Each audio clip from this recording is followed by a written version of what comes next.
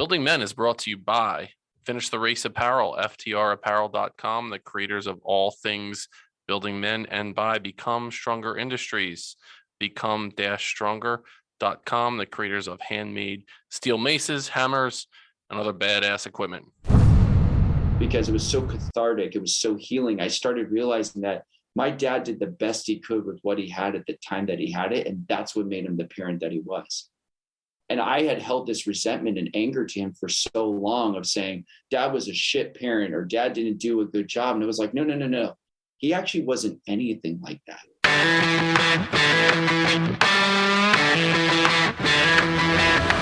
You're listening to the Building Men podcast with Dennis and Anthony Miralda, brothers on a mission to help you become the strongest version of yourself, mentally, spiritually, emotionally, and physically.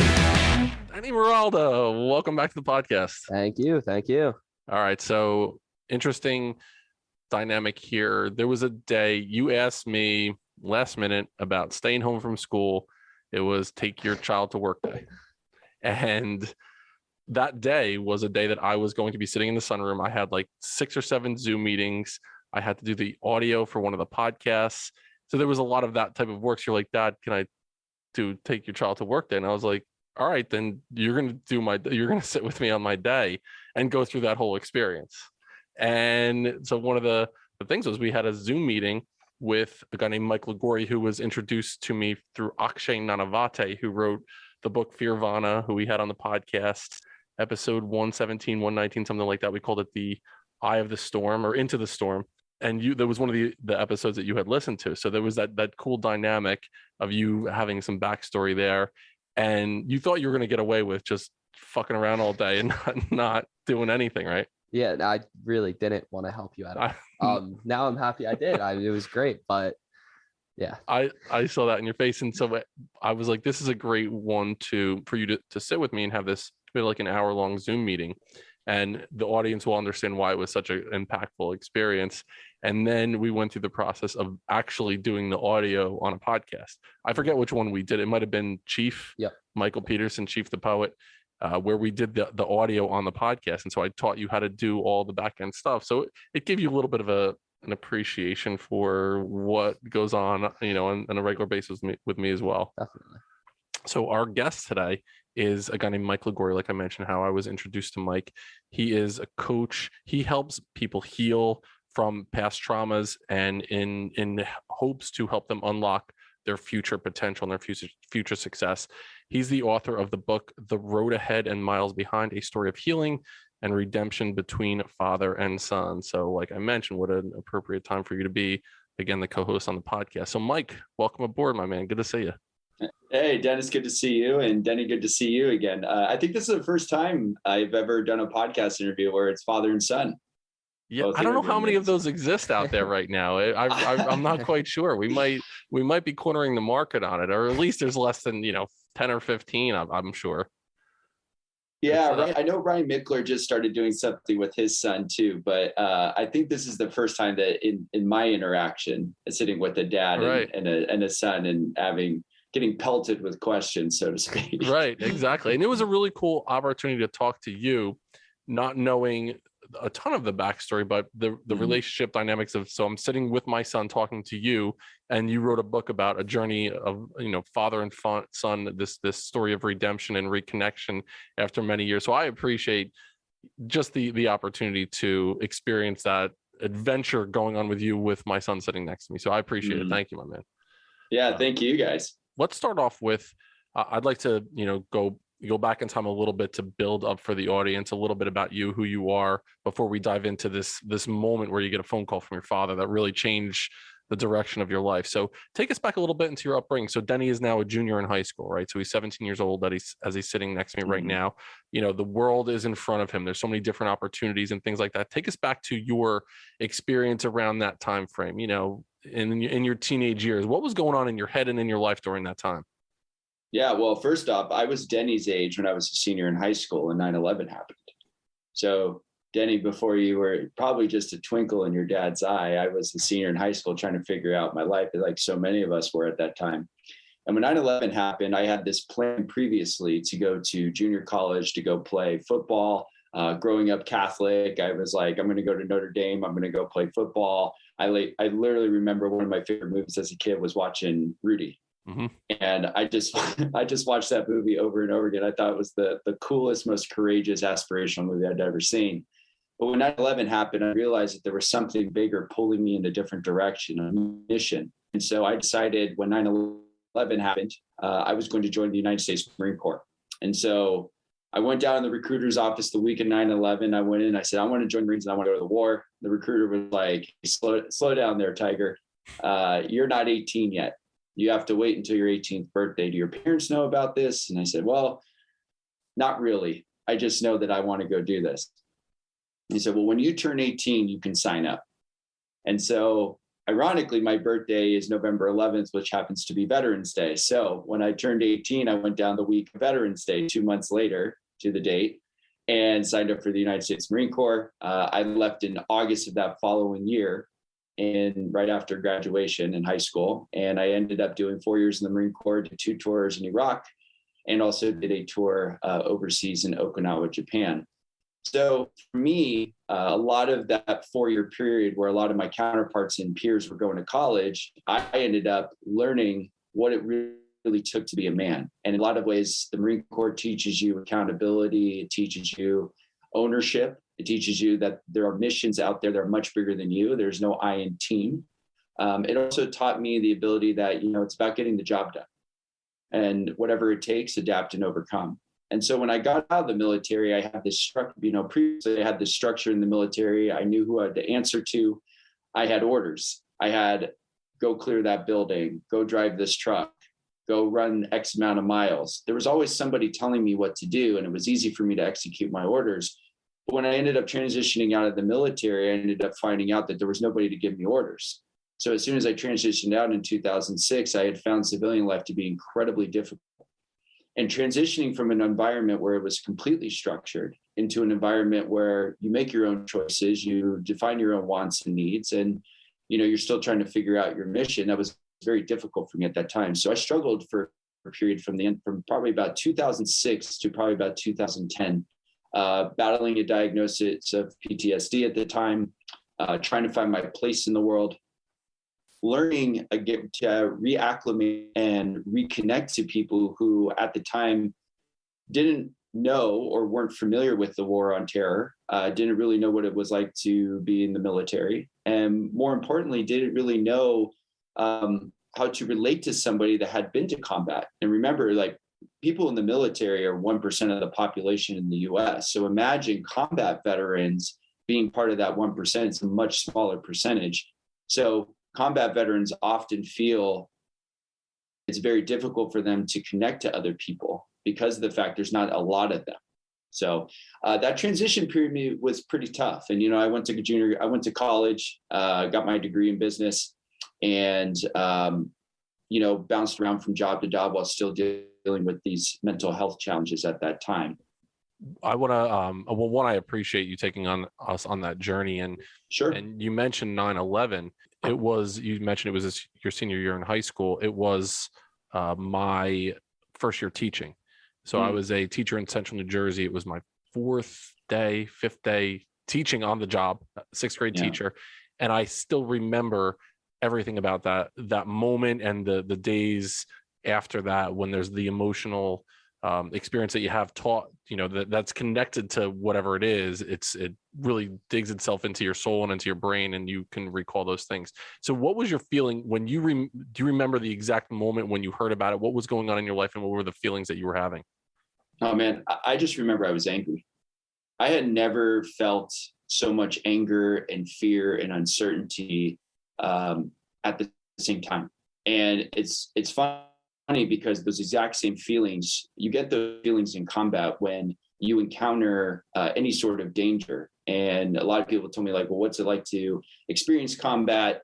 And, or what's it like, for me, I was a truck driver. So what's it like to encounter IEDs or landmines? And I'll tell you that when you're in that war zone, it's kind of like feeling every single known human emotion all at the same time.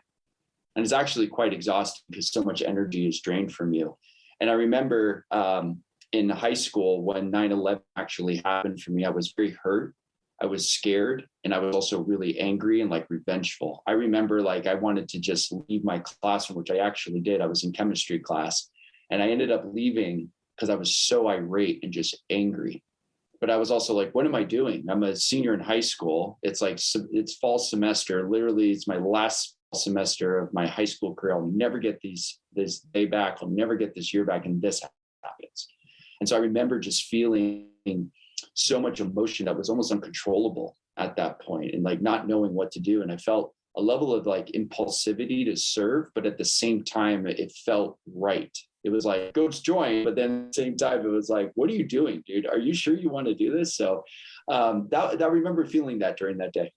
I remember back to my experience when I was 17, 18 years old, and some of the stupid shit that I did and the stupid shit that I thought about, to be able to have the capacity to say, I am so angry and I'm so overcome with emotionality and patriotism at this moment that I want to go into the lion's den right now. Was there a moment where your parents, your father, your mother, they were like, listen, no, you're not going, you can't do this, you need to stay here and be safe? What was your relationship dynamic with your parents during that time, and can you tell us a little bit about that?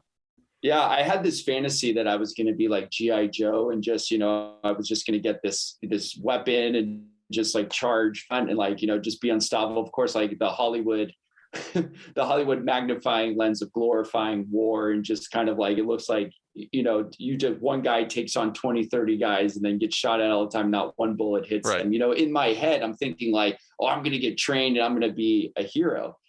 And it was kind of this like, at the time it was kind of this level of, irrationality. As a high school senior, you're kind of like, oh, I'm going to be this Marine. I'm going to be a war hero. And I'm going to fight. And you don't even realize the weight that even comes with just even serving, let alone now I'm putting additional weight on myself to be a war hero. And I don't even know what that is. I don't even know what a war hero is at this time. I knew nothing.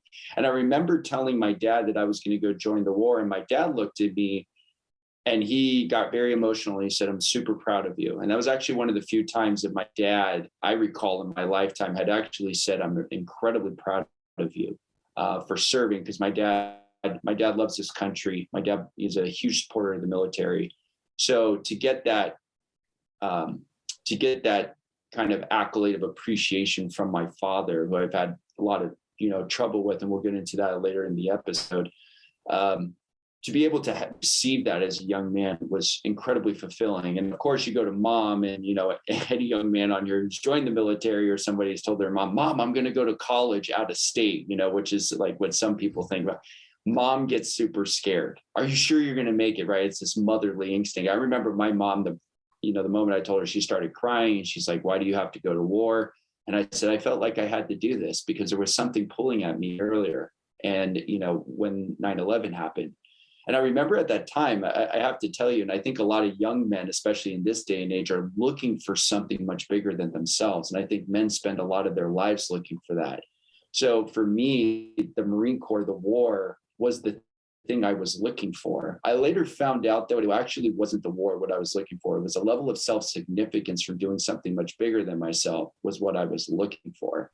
And so when you tell your parents that you're joining the service, you're telling your parents that I'm going to put my life, on the line for this country. And, you become anonymous in the military because it's not about your personal accolades. It's about the unit. It's about the mission. It's about this country.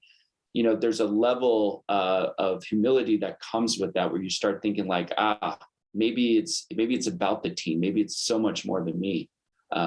So I remember those feelings, telling my parents. They kind of just gave me this look. Dad was super proud of me, and mom was like, oh my God, what are you doing? Like, here, have some food. Right. Give me a hug. Yeah. Do you want me to go to Costco before you go to the Marines? Do you want me to throw? I'm going to stock up on 47 protein bars for you, and you can share them with your friends over there. There's some baby wipes for you. You might need them while you're out there. It's Wash your hands. Thanks, Mom. Yeah, right. Make sure you have enough Q-tips. Keep your ears clean too. Yeah. So you mentioned, as you're out there now, that this emotion of the anger, of the fear, of everything kind of is compacted into one thing as the excitement, the adventure. I mentioned at the start, Akshay Nanavate, who wrote the book Fearvana, he is, I've read it and I'm listening to it on audiobook now. And it's basically explaining this idea of fear not being something that's crippling for you, but it's used as a motivating factor. And Fearvana is the combination of fear and nirvana. So actually appreciating fear and going into fear. Do you remember those moments and your understanding and how fear played a part in your role in the military? Yes. I remember distinctly, but before we got deployed in 2004. So after my year of my tour of duty, I should say, in Okinawa. And after coming home, I remember I was home for about 7 days. And I got a phone call from a master sergeant down at Camp Pendleton who said to me, hey, we need you to come down here as soon as possible. You're getting attached to a unit that's going out to Iraq. And I'm going, oh my God, this is it. This is what I signed up for. But at the same time inside, I should say this, like two separations of identity, right? So the external identity of me standing tall and proud. I'm like, yeah, man, this is about time. It's like, you better let me in there. I'm going to go in there and I'm just going to go in and just crush it. Right? Like, who even says that? It says somebody who doesn't know what they're getting themselves into approaches things, right? And in our friend Akshay, the eye of the storm. But inside, the internal ego that I had was scared. I was like, oh my God, what if I don't crack? What if this is it? I'm 20 years old at this time. So now I don't even know I'm coming back and I'm scared. But in the Marine Corps, you learn not to eradicate fear, but you actually learn to work with fear. And so I didn't ever shove it down. I just realized be scared, but be courageous at the same time, which means that use your fear and harness it to propel you forward towards accomplishing the mission. I remember a week before we left, a staff sergeant of mine was briefing our platoon on Iraq, on kind of the lay of the land, because he had been in Mogadishu and he had been in the earlier invasion, which was about, off the top of my head, I think it was 12 to 15 months after, we had gone in the beginning of 2003. So yeah, right around there. And I remember one of the Marines raised their hand up and they said, Staff Sergeant, can I ask you a question? He said, yeah, what's your question? And he said, what's it like getting shot at? And everybody's head just kind of turned and looked at him. And he said, when I got shot at the first time, I started laughing. And the first time you think, this guy's fucking out of his mind. Like this guy's laughing. There's bullets and there's RPGs and there's grenades going all around you and there's chaos everywhere. And this guy's laughing. And the first thing you think about when you're an impressionable young man is, as I was at that time, you go, oh, well, I'm just going to laugh at it too. I'm just gonna kind of do what he did. I mean, he looks like a badass. He looks pretty hard. Well, what if I just did the same thing too? And I remember a lot of it was my experience in going to war. Before the war, there was a lot of this grappling of what is exactly fear to me? Like, what is it? How do I harness this? And even though rationally I had learned and understood from my staff sergeant specifically about how he handled fear and then how I could, what the Marine Corps taught me about fear, it's a lot different when the rounds are coming down range or there's IEDs going off or you're driving, you're constantly on high alert and you're practicing vigilance and not getting complacent. Fear becomes one of these themes that pops up for you and it says, do I even have time to be scared? And so what do you do in that standpoint? And I think that was a question that probed me for a really long time is what exactly is my relationship to fear? Appreciate that. And that's such a deep thing. And for the audience that's listening, really think about that idea of fear. Is it something that you shy away from, or is it something that you could potentially use to motivate you to become even better and to become even stronger, and use it as your ally rather than an enemy? You mentioned about being there with other Marines that are in that same spot and you're scared, but you're also developing this brotherhood. And it's something that I truly believe, young men, we need to be a part of a brotherhood, a community, something, this group of men that will help us. So for Denny playing football, when I interviewed my son in the podcast right around his birthday, he talked about the camaraderie, this level of family that he's feeling with the kids in the locker room and how they do better when they're stronger together as that unit. So you're now in this space where there's other men that are with you, men and women that are scared, that are nervous, that are going through the same experience together. Was it normalized for you to lean into that vulnerable space where you're like, dude, I'm fucking scared, I'm nervous about this? Were you able to do that, or was it like, no, I got this shit, I'm fine, I'm gonna be like Arnold and fucking go out there and just, mow down people with my bazooka? Yeah, I wish. I absolutely wish. It was not like that at all. And I won't go too much into describing war in detail, because I think it's such a unique experience for anybody that's been in that situation. It's a very hard experience to describe. What I will say is that the thing that I learned about war the most was learning how to be a part of a team. Because when I had actually joined my unit to go into Camp Pendleton, one of the things that I had noticed before I left for Iraq was that the people in my platoon, in my unit, I had only known them 2 weeks prior. And yet I was supposed to trust them to watch my back if bullets came down range, if there was explosions happening, if we were engaged with the enemy. Here were people, men and women, that I was supposed to trust and say, wait a minute, what's your name again? John? Okay, hey, John. So when shit hits the fan, you're supposed to get my back. And he goes, yeah, you too. But I have no idea where you're from. I don't know your parents. I don't know if you're even trustworthy. But the Marine Corps teaches you, kind of by default, because you have a Marine next to you, and because you're part of a unit, and because you're part of a team, and they've removed any sort of individuality from you, and the mission is much bigger than yourself. And if one person doesn't pick up, the entire unit suffers. Now you start going, by default, I have to trust this person, because if he is inherently trusting me as I am trusting him, then the mission is going to get accomplished. And you have to have trust. And it's the same relationship that we have to have with fear. You see, with fear, it's all about the relationship to fear, not fear itself. And if you can actually change your relationship with fear, you can change your relationship with happiness and joy and work and whatever the case may be that's coming up for yourself, you'll actually find more satisfaction and courage in knowing that you control the relationship and how you want things to be interacting with you. So for me, fear in that standpoint, I wish I was Arnold. I wish I was like doing the whole Predator thing, but I wasn't. And I would be lying if I said that I had any sort of remote courage on that level in the kind of the Hollywood realm of what war is. Frankly, to me, I was absolutely scared. I was mortified. And there were times where I cried, after times where I was so upset and emotionally charged. But what made things better is that you just allow yourself at some point to grieve and to have that moment of sadness or emotional outburst. And then you know that the mission needs to continue on. And I think when you look at it from sports teams, when you look at it from organizations, especially with football, you lose a game.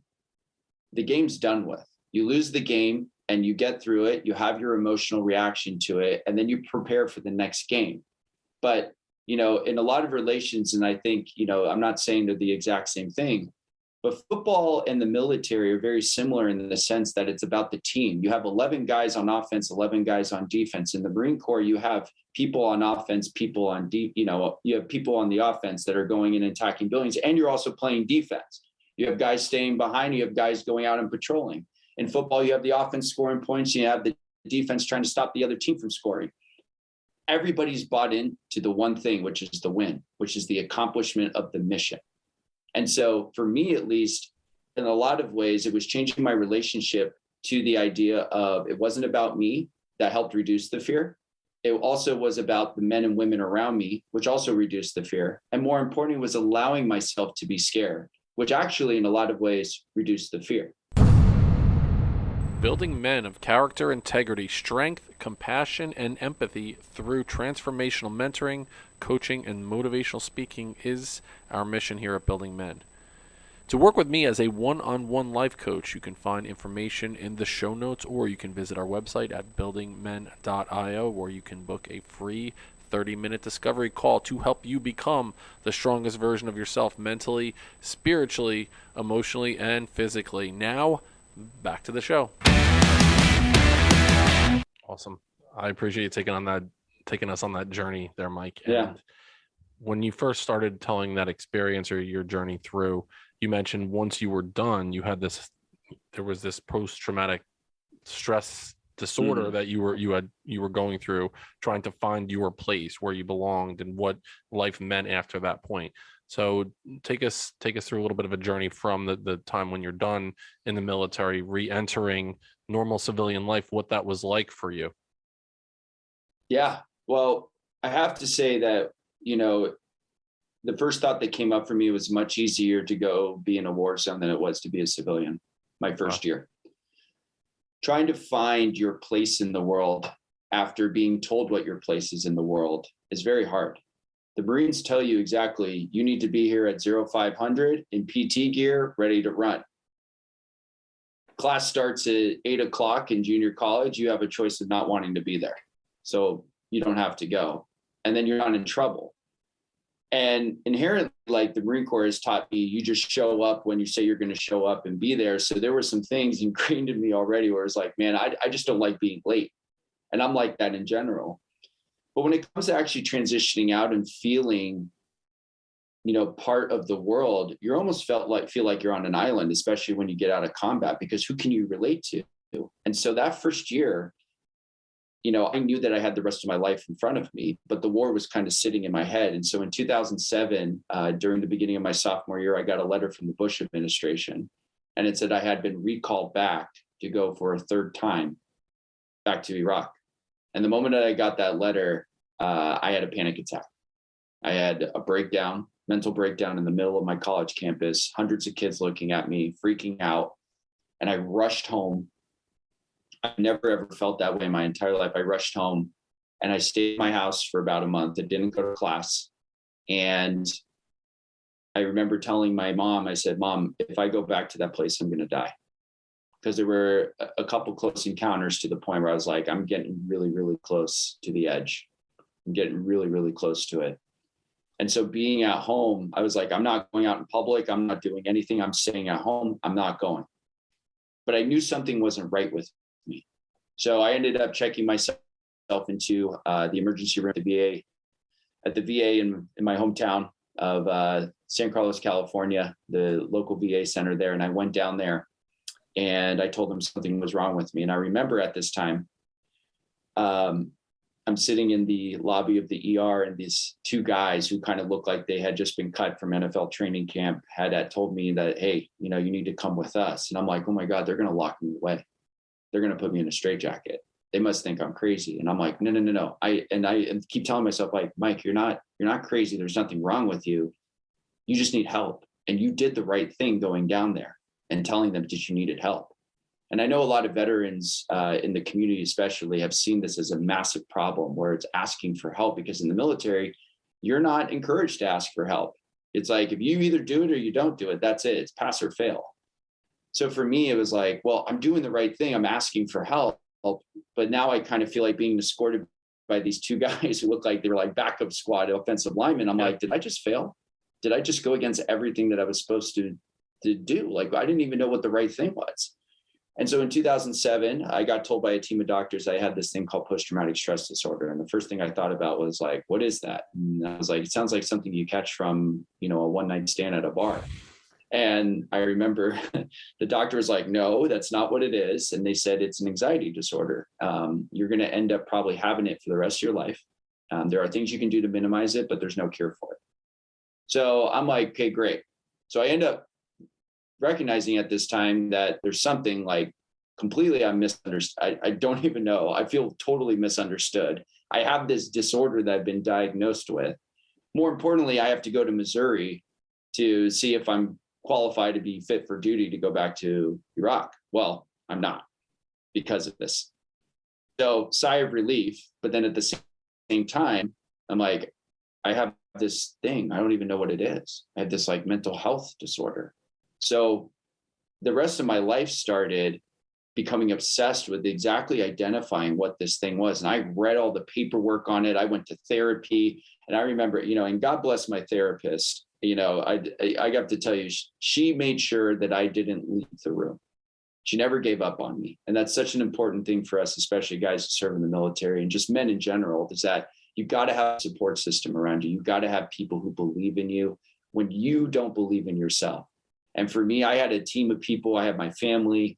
I had an ex-girlfriend at the time who literally just never left my side when I went through that whole transition period. And I have to tell you, it's learning about something of this magnitude. It let me into this new world of understanding the mind and really understanding how we think and how we feel things. And also, more importantly, myself of not just as a Marine anymore, but to be a man. Like, what does it mean now for me to be a man at this moment in time? What do I want to define for myself? And that's been my journey.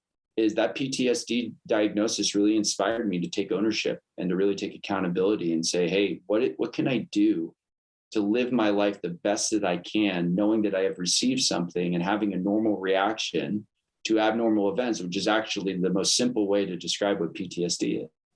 During this time, the synonymous story that's going on, or the parallel story that's going on, is your relationship with your father, which I definitely want to be able to give you an opportunity to tell that story. You mentioned when you told Dad that you would be going to war, that you wanted to enlist in the Marines, how proud he was of you in that moment. And I know for sons of fathers, that's one thing that we're constantly looking for, is the acceptance of our father. We want to feel that they are proud of us and the man that we are becoming in life. That's a big thing for all men. So that's a part of the story. So talk us through the relationship with your father. So you could bring it back to any point. Yeah. You're growing up before that point when you're going to the military, or the time that you're experiencing the PTSD. Yeah, I feel like I need a couch and I just need to lay down right lay now. Down. So Dennis, when I was 6, it all joking aside, there's an interesting theme about uniforms that fathers have with their sons. So anytime a father sees their son in uniform, whether it's baseball from the time they're in T-ball, they're playing soccer, or when you see even Denny playing football, there's a sense of pride that overcomes you, because a uniform means that you belong to a team and then you're part of something much bigger than the individual. And so for me, when I wore that uniform of the Marines, it symbolized so much more than just a unit. I had gone through the toughest boot camp in the U.S. military. I had gone there voluntarily. I almost didn't make it, but I got my shit together, and I had a drill instructor who, lo and behold, Sergeant Roberts, if you're listening out there, thank you, because Sergeant Roberts was the guy I'll never forget for the rest of my life, who never gave up on me. And I think it's so important to recognize that again, having people in your corner that will never give up on you, especially when you at times want to give up on you. And so bringing it back to this theme of the uniform, receiving that Eagle, Globe, and Anchor from boot camp, my dad looking at me like, how proud are you of doing, how proud am I of you of just doing this? Coming home after my first tour of duty from Iraq, wearing that uniform, doing recruiting duty, doing all of this stuff, my dad was so proud of me. But the moment that I took off that uniform, I lost that significance in his eye. And I don't think it was something intentional that he did. I think it's just the relationship that happens. Fathers see something of their son and they see, wow, my son's part of a football team. My son's part of an organization, even Boy Scouts. And he's no longer wearing a uniform.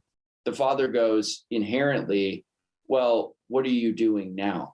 Where's that level of significance attached to that larger part of the organization? And I think it's just something that we've inherited from our fathers before us. I don't think there's any sort of like right or wrong with that. But I think when, we're, Dennis, you and I being older, our dads looked at us like, you're in a uniform. Even a suit, being a part of a corporate organization, is a uniform. Having a good job where there was like a quote pension was a uniform. My grandfather, when he went to my dad and said, you're working at this place, or you're an entrepreneur, or whatever the case may be, and he wore a suit to work, that was his uniform. My relationship with my dad was always predicated on the uniform. If I was playing college football, if I was, being in the Marine Corps, it was the relationship to that uniform. When I wasn't having that, and I wrote this in the book, I felt that I wasn't worth parading around, that I felt like I wore a different kind of uniform, was this uniform of depression and isolation, because now I didn't have anything that he could tell, my son's the Marine. I was actually a veteran with PTSD. And in a lot of ways, and I don't blame him for this, but that's very, very hard for any father to express their son and talk about their son when their son is struggling of that magnitude. But as the son who's the veteran and feeling that type of depression, it's very hard for me because now, one, I'm dealing with this health diagnosis, and two, I feel like I'm letting my father down.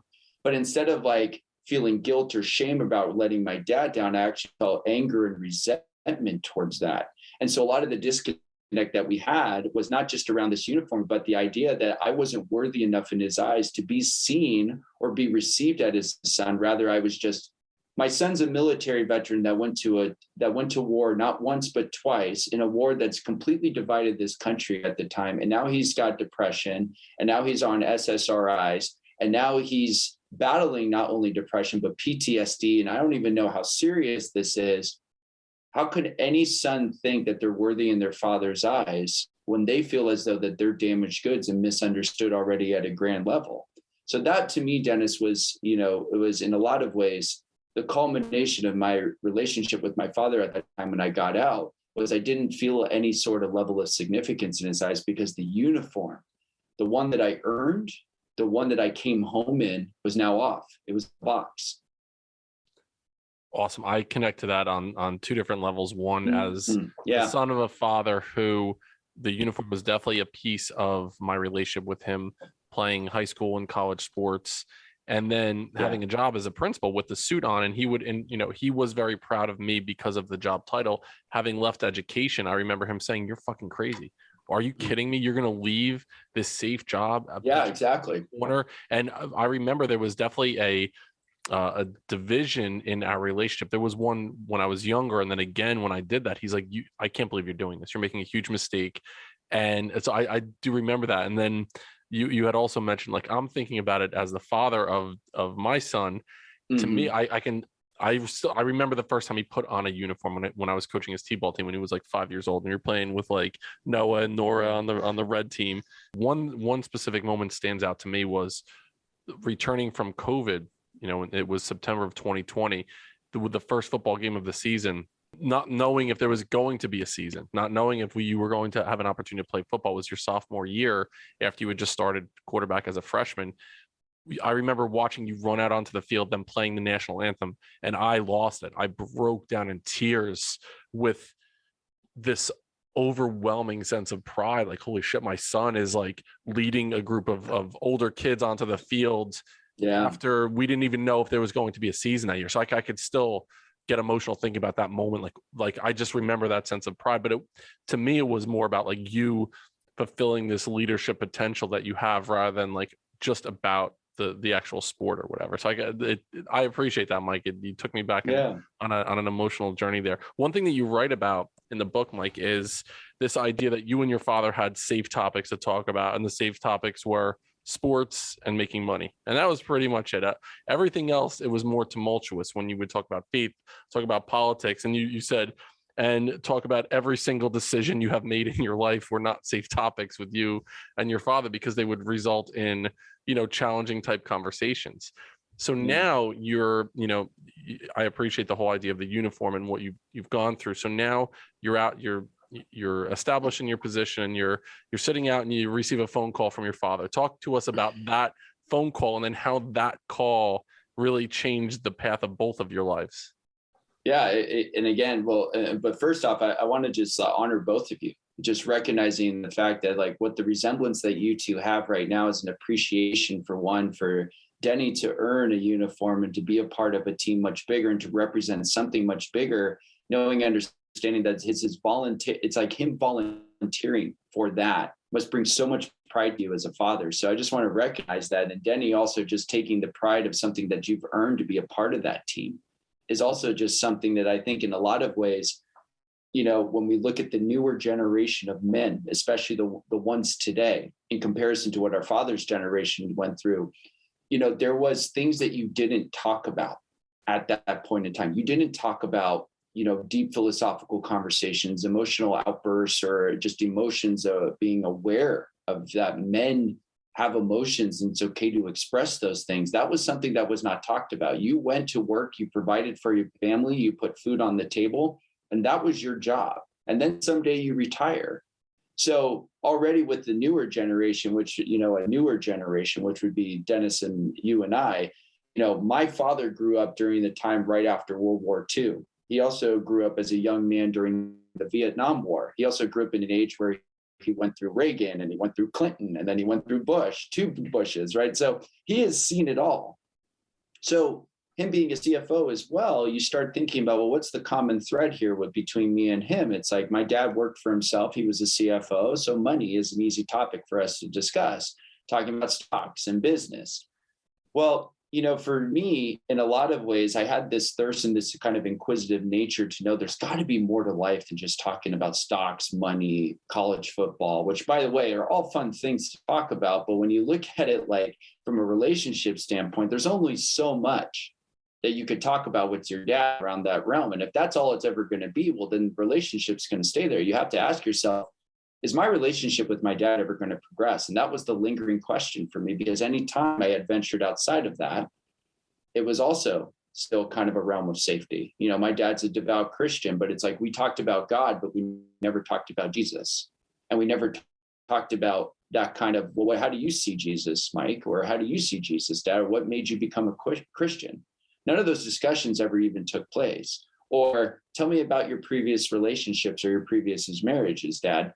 We never really talked about or discussed that. Even when I asked him, hey, Dad, why did you get divorced by Mom? That was never a topic of conversation. So there's all these unknowns. And when you have unknowns, and then you have this uniform of depression that you're feeling and this insignificance from your father already, plus stocks, business, football, those are the only 3 buckets. So I had no optimism whatsoever at any point in time, now being in my late 30s, I was going to have anything with my dad, because those were the areas I knew, don't go over here, stay in this area. And if you want anything cordial with your father, you're going to have to stay here. But my inquisitive nature was like, no, I want something deeper with my dad. So a lot of the friction that was caused between us was me trying to change my dad. And how ironic is that our parents, from the time we were kids, and Denny, I'm sure you've had this, your dad has probably said to you, Denny, don't jump when you were probably a kid. Don't jump on the bed. Eat all your vegetables. No TV for bed. All of that. And then as you get older and your father gets older, you're going to inherently want to change him, because he's going to want to be like, well, I'm an old man now. Like I want to go live my life. And you're going to be like, Dad, you're too old to drive a car. Dad, you're too old to go drink beer with your buddies at the bar. And it's a funny reciprocation where it's like our parents try to change us when they're younger. And then when they get older, we try to change them. So as my dad was telling me to change, I'm trying to change my dad. And that's where the friction is. So the night of that phone call, Dennis, or the day of that phone call, I'll tell you, Dennis, is that my entire relationship was us trying to change each other. And I got to a point where I was like, you know what? I just want a cordial ground to walk on. So God, if you're listening to me right now, give me just something, anything with my dad. And maybe it's just a cordial ground to walk on. Maybe it's just stocks, business, and football. Maybe that's all we're meant to ever talk about. I'll be okay with that. I just want something with him. So I get this phone call probably about 2 weeks after my last known request to the big guy upstairs. And lo and behold, I get this phone call, and my dad says to me, hey, can I talk to you for a second? I'm thinking like, okay, great. He's going to talk to me about my portfolio, or he's going to talk to me about what college game are we going to this year? And I end up finding out that really what he wanted more than anything was, you and I haven't really traveled, and I'm the oldest of 4 boys, and he had always done something with my other brothers too. And from a race car, from a race standpoint, and, I come from a family of auto racing fans, and I'm kind of the black sheep of the family that never got really into auto racing. I'm actually the writer. And so, I remember my dad asking me, how would you like to go to the 12 Hours of Sebring, which those of you aren't with it, it's a motor race in Sebring, Florida. It's a 12 hours of endurance auto racing. So these guys go around to a 3-4 mile track. That's an old airport for 12 hours straight. And obviously they're not driving 12 hours straight, because that's just really exhausting, going 150 miles an hour. But you're driving for 3 hours, and then another guy gets in the car and he's driving for 4 hours. And then another guy gets in the car and he's driving. And it's an amazing race. When you are not a race fan and your dad is asking you to drive in a Sprinter van with him across country, you've had tons of friction and resentment towards him. The first thing I'm thinking about is Dad, there is no way in hell I am going to go with you on a trip after 30 years of just constant conflict of us trying to change each other. But deep inside, Dennis, even though I wanted to say no to him, this voice popped into my head. And the voice said to me, Michael, you need to go with your father and you need to say yes to him. It might be the only trip that you ever get with him. And so my dad's a former ad guy. He kind of talks a little bit like Don Draper. You know, he sells you not just the actual product, he's selling you the emotion and the vision. It's not about the car ride. It's about the experience. My dad's all about experiences. Yeah. And I'm hearing him in the background as his voice is coming in.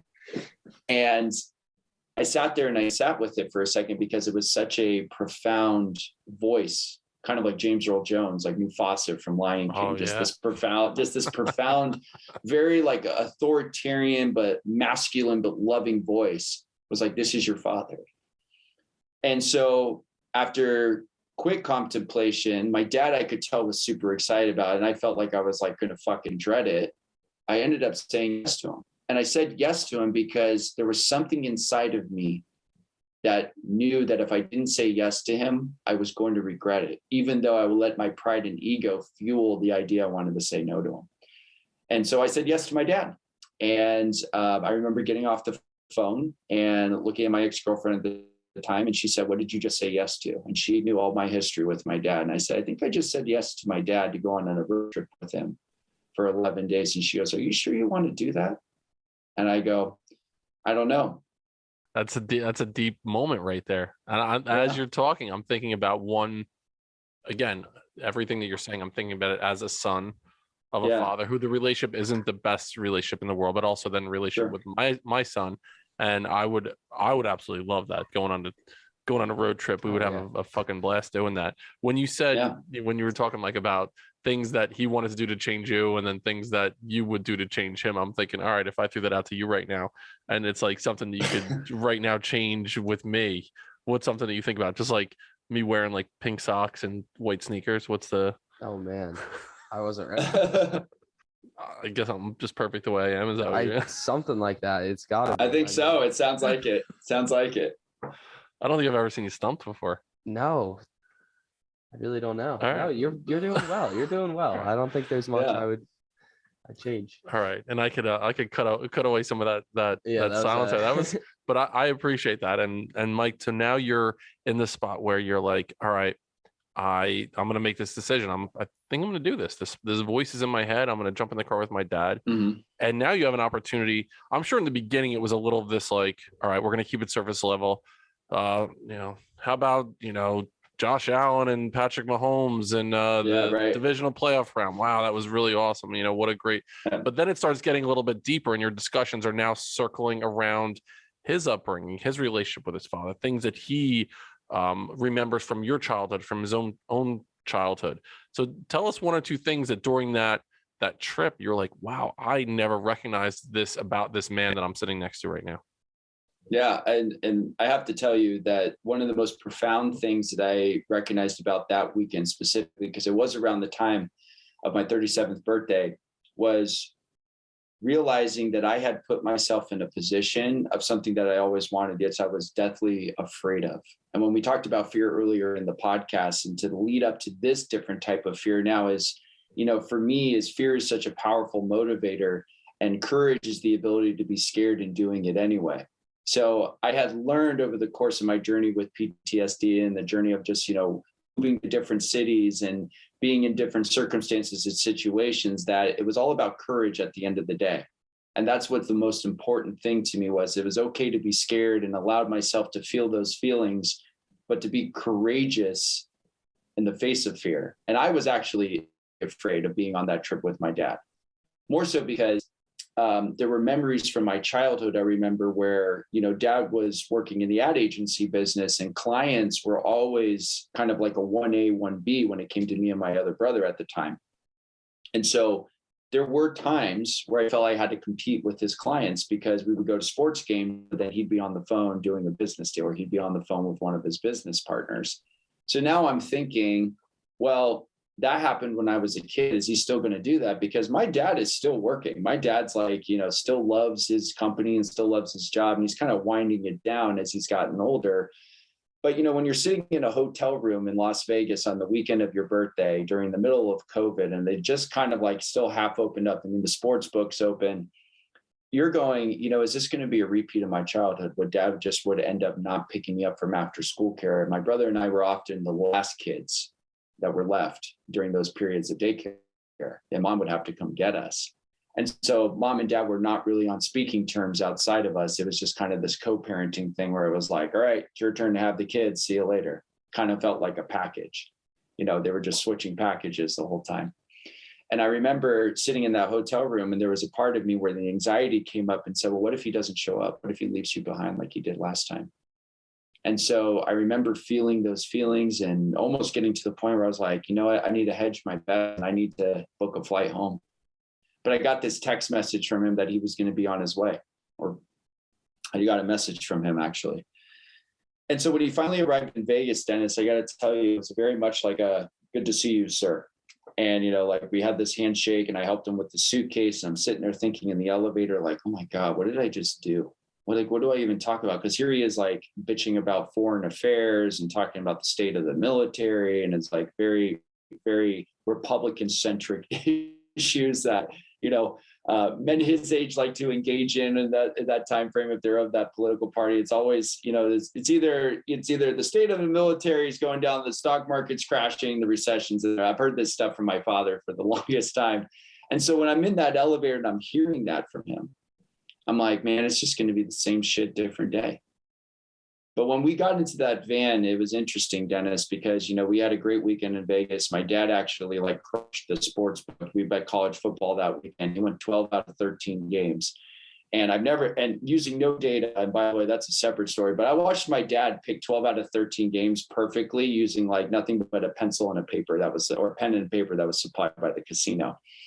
So as we get to the van, I start noticing, Dennis, at this time that as we're this anxiety and this overwhelm of now I'm stuck in this car with him. There's only one way out, and that's to open the door, but you're on a moving freeway. So obviously common sense is going to tell you that's not going to work. You could stop at a rest stop, maybe hopefully in the middle of New Mexico, and something might happen. But really I'm stuck in the car with him and I'm super fearful. But something came over me and the voice appeared again and said, Michael, ask your dad what he was like before you were born. And this is a very important point here I want to share with everybody, is that we often look at our parents as mom and dad. And so everything from our perspective to how we feel about them comes from the way that they parented us. Actually, in a lot of ways, sons keep scorecards on their fathers and their mother. So for me with my dad, I always kept a scorecard on him. Hey, Dad, you let me, borrow the car at 16 years old to go on my first date, +1. You also grounded me when I was 18 years old before I left for the military because I didn't turn in my homework assignment on time, -1. Or you didn't get me those pair of Jordans in 5th grade. Notice how I'm going down all these memories are coming up and I'm keeping the scorecard. And that's how we look at our parents. But how often do we actually know our parents as people, not as mom and dad? And I started realizing that I actually didn't even know my dad as a man. I knew him only as dad. So this voice came in my head and said, Michael, you should ask your dad what he was like before you were born. So I ended up asking him that question. Hey, Dad, what were you like before I was born? And I was born in 1983. So my dad, at the moment I asked him that question, Dennis, he just popped open. Never in my life have I ever heard him talk, share stories like that. Never have ever heard him feel like he had a space to express himself or share what he was going through. And I learned more about my father than I could imagine just by the question of asking him who he was before he became my dad. And I think a lot of us could heal our relationships or even have better relationships with our kids and even better relationships with men when we ask them outside of the status of what we know them as, by simply asking them who they were before we were, we were born, which would be our dad. Or even Dennis, Denny asking you, Dennis, hey, Dad, what were you like before I came into the world? What were you going through at that time? And it creates a better level of understanding. And I actually think that question in itself was the turning point of our trip together, where we actually got to know each other, not just as father or son, but as men. And that was really important to me. And it was one of the turning points that went from this fear to more of this inquisitive, curious nature that I'd always possessed and learning to get to know about him. So do you remember the moment where you decided, wow, this is some unbelievable stuff that's going on right here. This is absolute gold, and I need to share this experience with other people that have gone through a similar journey. Do you remember the moment where you're like, I need to write a book about this right now? Yeah, it was, and I'm not going to give away the ending of the book, but what I will say is after the 11 days on that trip with him, and I flew home, I came home, I said, there's something in me. I have to remember this, because this could be, as I mentioned earlier in the episode, there was a voice that told me this may be the only trip that I ever get with him, of this nature, of this experience, where it was me and him, no distractions. It was just us in a car together, learning how to coexist. And I remember coming home, Dennis, going, I have to write all of this down, because what happened on that trip could only be created by something much bigger than myself. So it seems to be a common theme in this whole entire conversation, is that there was always something bigger for me. There was always the Marine Corps, there was football, there was organizations, there was this dire need to be part of tribe and brotherhood. And for me to be with my dad, there was something much bigger than us that brought us together. I call it God. Some people might say universal or spirit, call it what you will, but something that was much bigger than me brought my dad and I together. And I knew that I had a chance to heal my relationship with him. And so when I came home, I just started going to town. And I got to tell you, that entire book, I cried the entire time. I don't think there was one moment where I had my eyes open with no tears running down my face, because it was so cathartic. It was so healing. I started realizing that my dad did the best he could with what he had at the time that he had it. And that's what made him the parent that he was. And I had held this resentment and anger to him for so long, of saying, dad was a shit parent, or dad didn't do a good job. And it was like, no. He actually wasn't anything like that. He only knew what he knew at the time that he was doing it, because if anything, Mike, he was giving you a better life than the one that he had.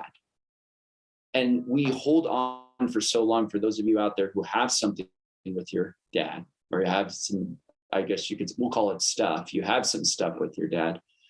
One of the biggest things that I have found in healing your relationship with your parents is this practice of the healing of tough conversations. And oftentimes you could have a tough conversation with your parents and ask them a bunch of questions and say, hey, dad, why did you leave me? Or dad, how come you didn't, you weren't at my baseball game with you, or 9 years old? Or you can have that tough conversation with yourself, which is, Mike, why have you been holding 30 years of resentment toward your dad when you knew he probably wasn't capable of being a better father than what you wanted him to be, because he didn't know any better at the time that he knew it?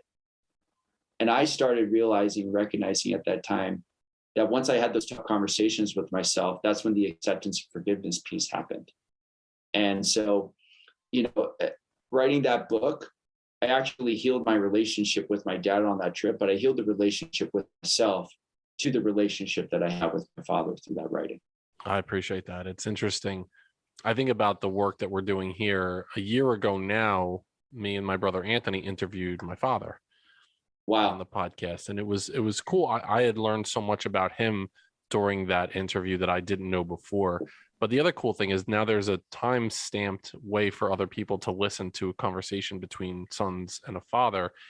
And then I think about interviewing my son on the podcast, and again, that time-stamped moment of a conversation that we're having, that either of us can go back and listen to at any point in time, but then another generation can do the same. So I love the fact that you took this healing process, not only between you and your father. I'm sure it was the same exact thing for him going through the experience, and then for yourself, like you were able to look internally and go through that deep work where you're healing a lot of healing a lot of the things that you were saying to yourself about him, and vice versa. So all the credit in the world. I think it's absolutely tremendous, this whole idea, Mike, and I love the courageous nature of everything that you talked about today. I really do. Thank you. And before we started the episode, there were a couple things that we were teasing getting into as we were getting to know again before the episode, which I'd love to run this back at some point, because this episode brought up 100 different questions that I have about your opinion on certain other things that Sure. I would love an opportunity to run this back at some point in the future. But before I do that, I'm going to turn it over to Denny. Any questions for me? Any questions for Mike? Final question. What is one thing, a piece of advice that you would give to anyone listening right now, that they can pause the episode and go do this or start tomorrow to become a better version of themselves? It's never too late to have something with your parents.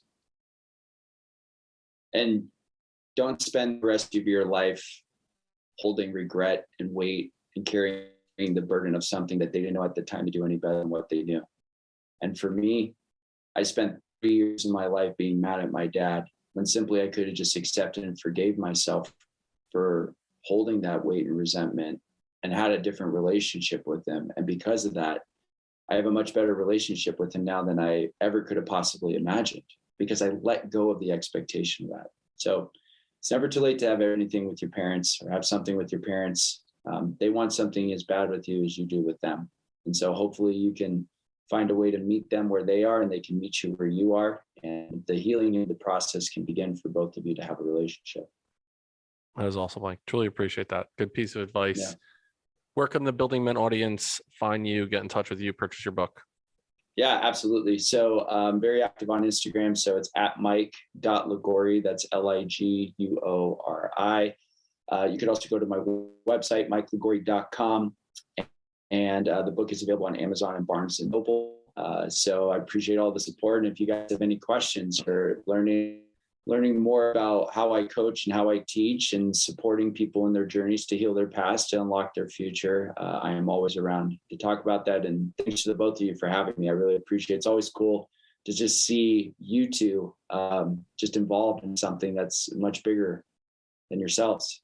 It's a very cool movement. So thank you for having me. I appreciate it. Oh, our pleasure. This is awesome, Mike. And wanted to thank our sponsors, Finish the Race Apparel, FTR Apparel, which is where you can get all things Building Men, and Become Stronger Industries, makers of handmade steel maces and other badass equipment. Find us on Instagram, building.men, buildingmencoach@gmail.com, and buildingmen.io is our website. Mike Liguori, this was awesome, man. I truly appreciate it. Thanks, the whole time I'm listening, I'm like thinking I'm listening to an audiobook of you telling the story. It was really, really cool. A couple times I had to pinch myself like, shit, I gotta ask a question here. I gotta come through with a question. Well, well, you know what? I would love to come back and talk more, because again, I think there's so many things that we could have dove into today, specifically with men today. And it's something that, and I just want to say this before we leave, that any men out there, just know that you don't have to do life alone. And you don't have to think that everything has to be done by you. There's a reason why men thrive in tribes and in brotherhood. And so audiences out there that, are filled with men that are looking for brotherhood, looking for purpose, Building Men's one of those places that you can go to where you can learn from other men who are there to support you, and you can do life with them. So I really appreciate the work that you guys are doing, especially with young men. It is quite an honor to be in both your presence. So thank you for having me. And yes, I'd love to come back. Absolutely. We'll get it on the books. Mic drop moment right there, Mike. Building Men audience, go one step further than you thought you can go. We'll see you next time on Building Men.